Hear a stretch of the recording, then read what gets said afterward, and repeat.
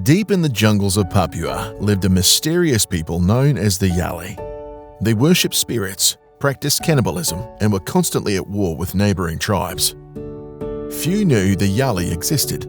Those who did called them primitive. But God, in all His wisdom and grace, had a plan for the Yali people. Far away, Stanley Dale grew up in Australia, where he was neglected and bullied as a child. Still, Stan heard the saving message of Jesus and committed his life to sharing that message with others. He grew into a strong and capable leader who served in the Australian military. While Stan was stationed in Papua during the Second World War, he learned about the rugged and remote land and knew the people in those mountains needed to hear about Jesus. His courage and faith led him high into the mountains of Papua.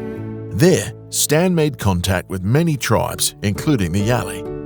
One day, in a remote valley, Stan was attacked by a new group of Yali warriors who were threatened by his message. They tried to kill Stan, shooting him with arrows. Against all odds, Stan survived. Unafraid and determined that these warriors too should know the good news of Jesus Christ, Stan returned to Yali land with his good friend Philip Masters. As they crossed a shallow river, suddenly the air filled with war cries and arrows. These Yali warriors were determined to kill him. Stan and Philip did not see the Yali warriors as primitives. They saw them as precious, made in the image of God, people in need of the saving grace of Jesus. The two friends died on the riverbank that day, but God was working mightily.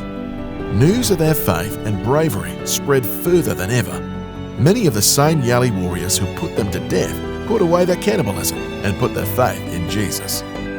Before he died, Stan had translated the Gospel of Mark for the Yali. Soon, the Yali were the first of Papua's 250 tribes to have the entire Bible in their language. Stanley's son Wesley even came to Papua to serve its people, just like his father had. Wesley worked 25 years to complete a full Bible translation for the Yali's neighbours, the Lani tribe. On the 50th anniversary of his father's death, Wes and his sister Joy went to the same riverbank where Stan was martyred to preach a message of reconciliation. On the ground in clay, the Yali had written the words of Jesus from the first chapter of Acts, "You will be my witnesses to the ends of the earth." God is always on the move, sometimes in the most surprising places. Find this story and more at godpopsup.org.